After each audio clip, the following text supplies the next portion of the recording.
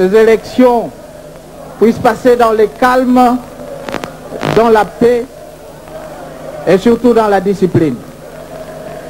Ba élection oyo nalingi bana Kisasa eleka na calme, eleka na discipline, eleka na kati ya bolingo ya biso nyonso bana Kisasa, bana Kongo mobimba. Kinshasa, merci mingi. Nzambo atonda bolingo abene sabino. Na ekosala maboko makasi. Basuki lelo. Basuki lelo.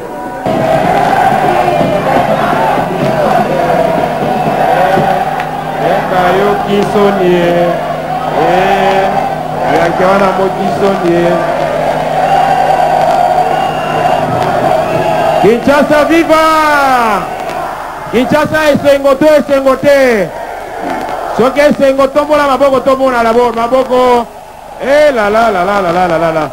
Kinshasa boyebi ke lokuta loba na yo suka suko ko kasoni. Lelo ba kisoni ye afingaka te.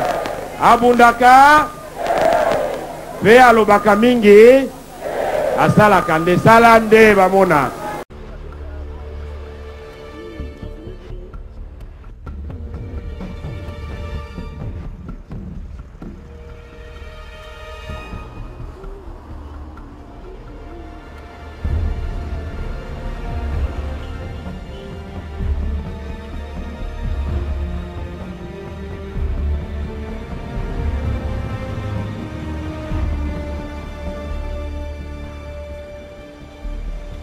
Rares étaient ceux, il y a 3 ans, qui crurent à l'effectivité et à la matérialisation des 5 chantiers. Cette vision du chef de l'État, Joseph Kabila, pour changer et moderniser la RDC, devient de plus en plus une réalité incontestée. La nation congolaise vit un profond changement. Le boom immobilier, l'afflux des investisseurs, l'accroissement des banques, le désenclavement de toutes les provinces en sont les grandes illustrations. Le lancement de grands travaux de la reconstruction avait en 2006 laissé augurer de bonnes perspectives pour la modernisation et la réhabilitation des infrastructures de base. 4 ans plus tard, la RDC a enregistré des avancées significatives dans ce secteur.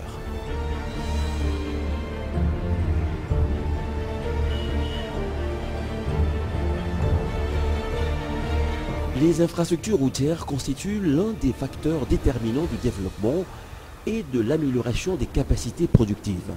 Elles représentent l'un des plus importants investissements publics. Ces besoins en termes de construction, de réhabilitation ou de renouvellement sont extrêmement coûteux. Toutefois, eu égard à leur importance dans le développement, le gouvernement de la RDC, sous l'impulsion du chef de l'État Joseph Kabila Kabange, s'est déployé pour trouver le financement pour la réhabilitation et la construction de nouvelles routes bitumées d'intérêt national, la construction des ponts, le rétablissement du trafic sur une partie significative du réseau en terre et l'entretien de l'ensemble de ces infrastructures. Des artères de la capitale, du boulevard du 30 juin au boulevard Lumumba, en passant par l'avenue Victoire, l'avenue de la Libération, l'allongement du boulevard Triomphal et d'autres encore, la capitale est devenue un vaste chantier d'infrastructures routières.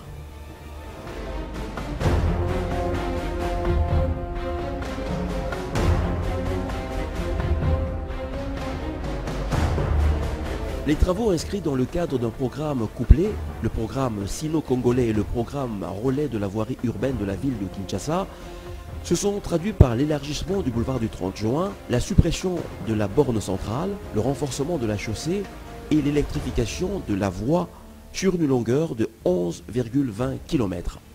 Objectif, rendre le trafic fluide et la capitale plus vivable, à l'instar d'autres capitales du monde. Voici ce à quoi ressemble aujourd'hui le boulevard du 30 juin.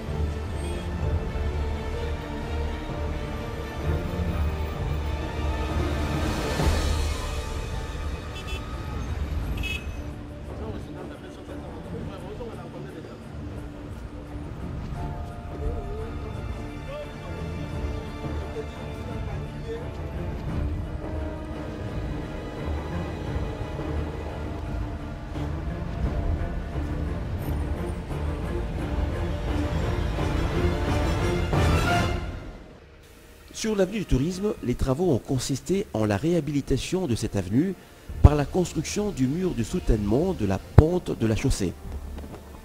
À ce jour, les travaux sont achevés et l'éclairage public a été lancé par le gouverneur de la ville de Kinshasa, André Kimbuta, au nom du chef de l'État, Joseph Kabila.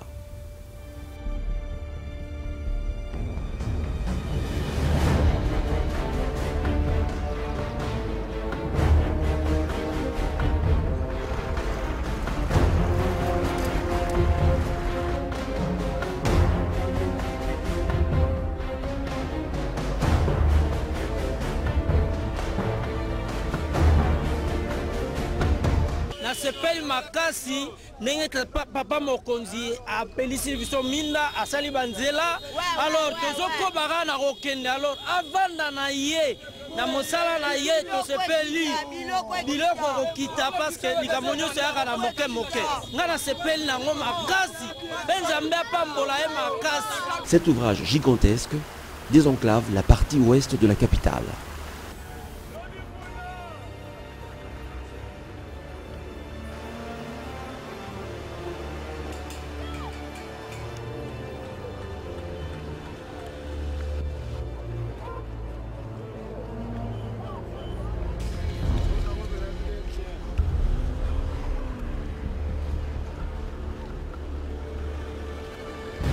Une autre route relie le centre-ville aux communes urbaines, c'est la route de la Libération ex-24 novembre qui est en pleine modification. Un boulevard 2 x 3 voies, l'avenue de la Libération relie l'Université pédagogique nationale UPN au centre-ville en passant par les communes de Bandal, Viringiri, Selembao, Kasavubu, Lingwala et celle de la Gombe. Le boulevard Triomphal. Des travaux réalisés en 18 mois ont consisté en la réhabilitation et à la modernisation des boulevards Saint-Doué et Triomphal sur une longueur de 4300 mètres, une largeur de 27,8 mètres et des trottoirs de 1,5 mètres situés de part et d'autre de la chaussée.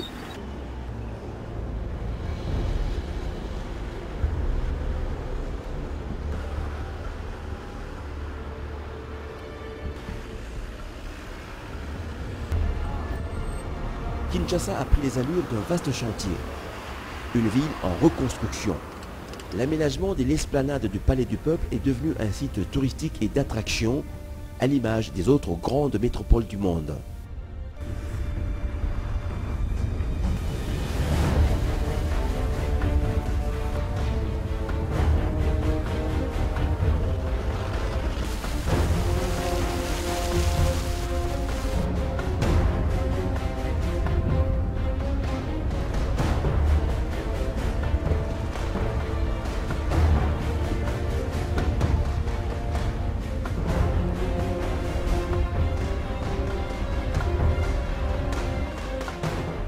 Au rond-point Kinkwanza, le premier président de la RDC, Joseph Kasavubu, a été honoré par un monument qui attire aujourd'hui l'attention de tous les passants.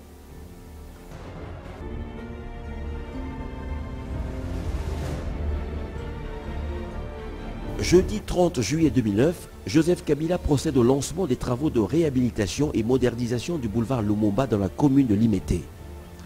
La remise en état du boulevard Lumumba et sa modernisation traduisent une décision et un souci d'un président qui aime son pays et son peuple. Le gouvernement de la RDC a alloué à ce chantier un montant de 52 633 541 $. De Sende jusqu'à la 12e rue, le boulevard Lumumba va connaître un élargissement de 10,50 mètres de chaque côté et son rehaussement de 50 cm.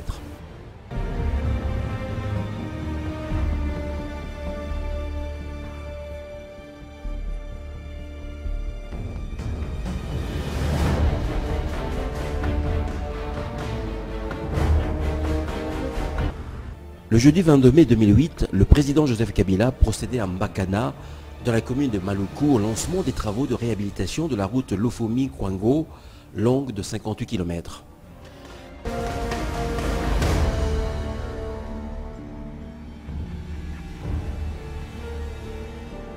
Le souci majeur du gouvernement est de réhabiliter toute la nationale numéro 1 reliant la province du Katanga à la province du Bas-Congo, en passant par les deux Kasaï et Bandundu, opérant ainsi la jonction avec Kinshasa. Le grand obstacle est déjà franchi puisque le pont Loangué, long de 440 mètres, qui relie l'Est à l'Ouest, a été érigé. Sa construction a coûté 36 millions de dollars américains.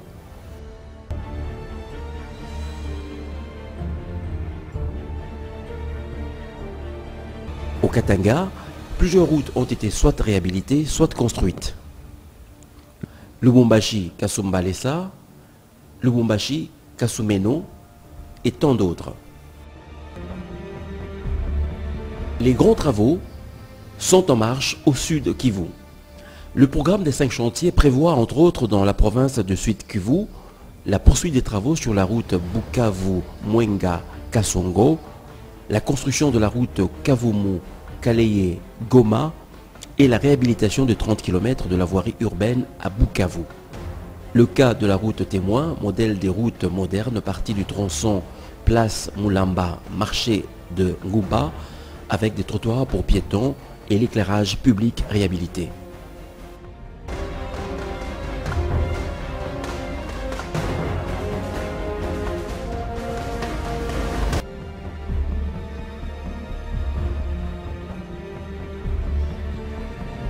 À Goma, on note les travaux d'asphaltage de l'artère principale, le boulevard Kanyamwanga, resté englouti sous le lave du géant du volcan Nyiragongo. Le gouvernement provincial s'est attelé également aux travaux d'éclairage de la ville de Goma, et cela sous l'acclamation de toute la population.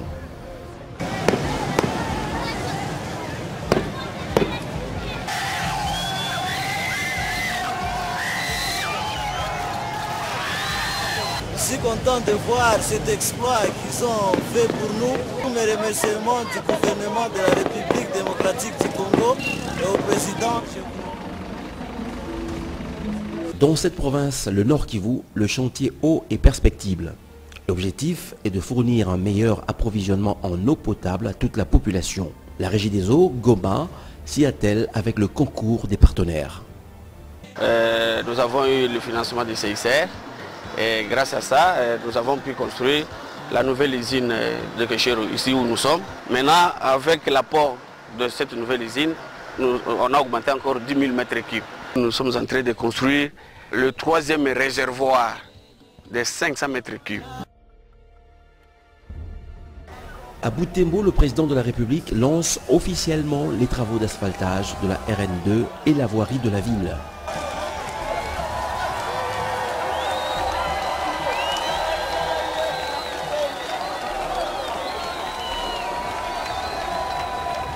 Encore plus récemment, le début d'asphaltage entre Beni et Kisangani.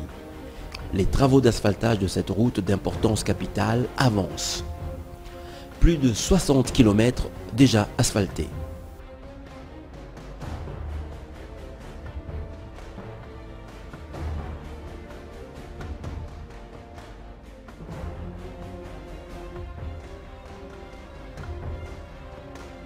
Le samedi 16 mai 2009, le président Joseph Kabila procède au lancement des travaux de réhabilitation et de modernisation de l'aéroport international de Ndjili.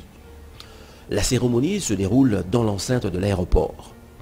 La piste de l'aéroport, vieille de 55 ans, passera au terme des travaux de 2000 à 3600 mètres de longueur et 60 mètres de largeur avec une résistance au-delà de 100 tonnes. Les travaux sont en cours, mais la construction du salon présidentiel a déjà pris fin.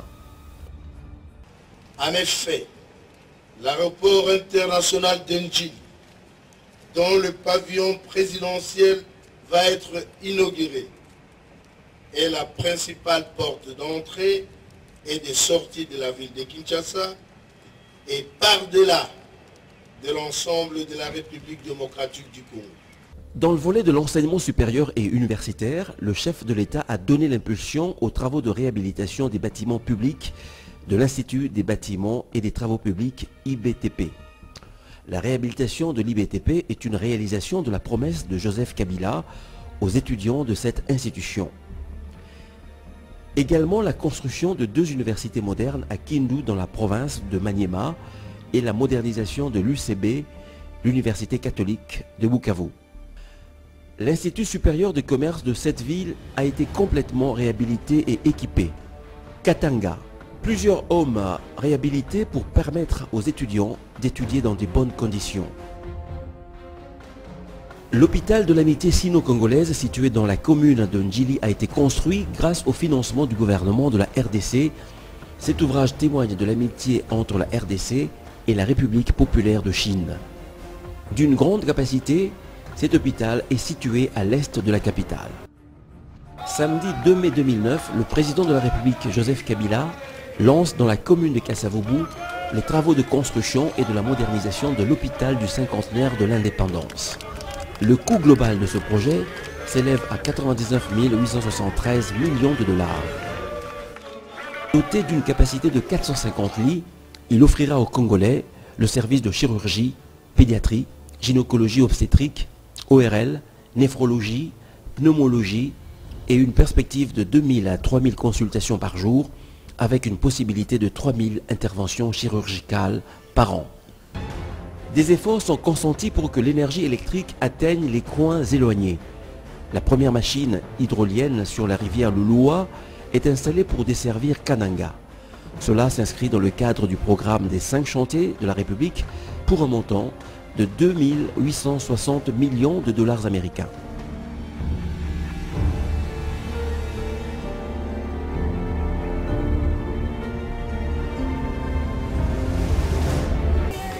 La construction des immeubles connaît un essor extraordinaire. C'est le boom immobilier à Kinshasa et les grands centres du pays tels la ville de Goma. Villas cossues et immeubles ultramodernes y poussent comme des champignons.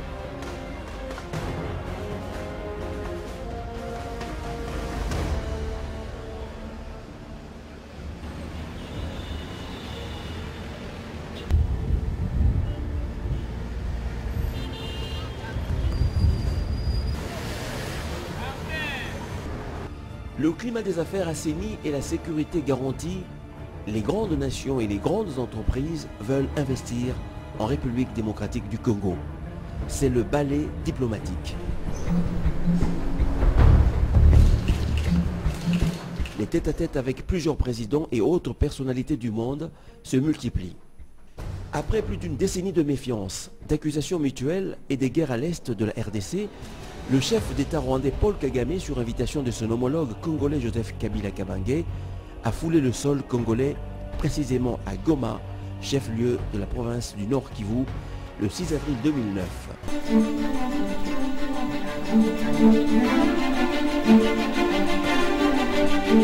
Un signe du retour de la paix dans cette partie du pays. La secrétaire d'État américaine Hillary Clinton a effectué sa première visite officielle en RDC le 10 août 2009. Le président burundais arrive à Kinshasa.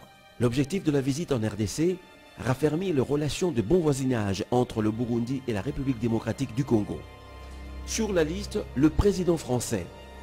Présenté comme une visite d'amitié et de soutien de la France aux institutions démocratiques issues des élections de 2006, la visite du président français Nicolas Sarkozy a permis également de booster les échanges commerciaux entre les deux pays.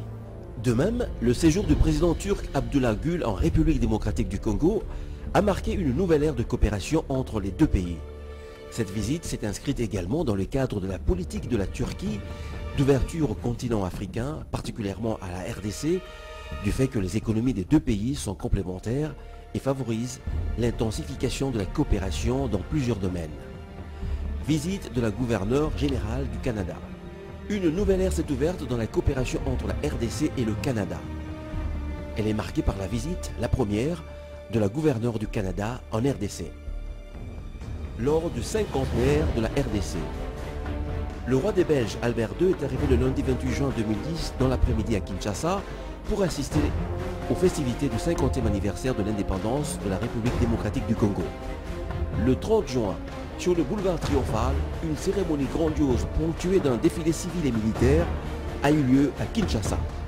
De nombreux dirigeants ont répondu présents à l'invitation du président Kabila, preuve d'une démocratie offensive, démontrant l'ouverture sur le monde, la vocation africaine de la RDC et la politique de bon voisinage. Indiscutablement, la conscience nationale est plus que jamais en éveil. Et que lentement, mais sûrement, le Congo se redresse, tel un géant qui s'éveille après un profond sommeil. Autre victoire, la RDC se prépare à accueillir le 14e sommet de la francophonie après celui tenu à Montreux en Suisse. Un défi pour les uns, mais une volonté du président Kabila pour faire découvrir la RDC au monde entier.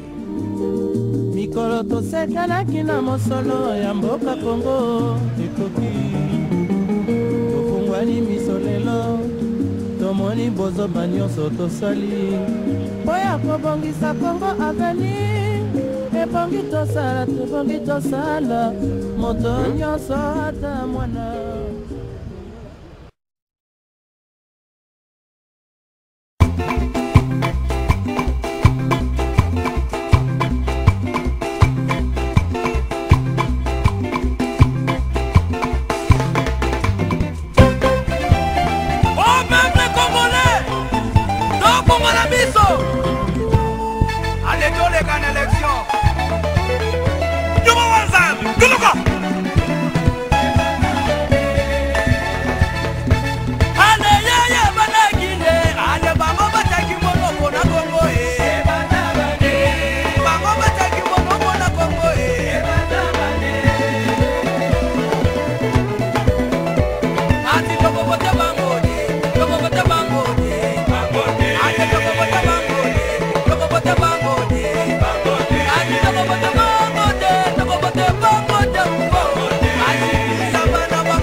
Ça sera de la Tunisie. Réclamé pacifique, les constats sur les terrains en démontrent tout à fait autre chose. Les engins de grands travaux dans les différents chantiers de la capitale ont été les cibles d'attaques de ces militants de l'opposition. Ici, nous sommes sur l'avenue Bokassa, dans la commune de la Gombe, un des chantiers de l'Office de voirie et drainage qui a subi la loi de ces militants de l'UDPS et alliés. En fait, c'est un combat déplorable de regrettant parce qu'on était au chantier au travail comme d'habitude. Nous avons vu un groupe de gens venir vers les bureaux de côté, des gens venir vers les grands marchés. C'est pas ça va un problème par rapport à ces engins, ils ont commencé à lapider. Le côté me fait des sommiers pour éviter, mais c'était trop tard. Ils ont endommagé tous les engins. La population environnante qui a vécu ces faits déplore ce genre de comportement.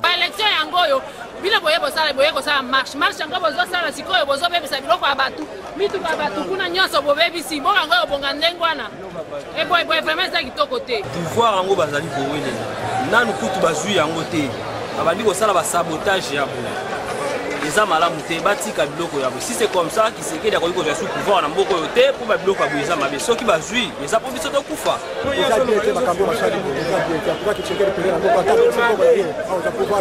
Tomonika ka bata IDPS baye awa mobulu bapandi kutunami tukezo sala musala omboke bonga basali mama na kuluna babomi kutu policier awa zali mabe oyo ya kuzungisa mboka sima c'est tout.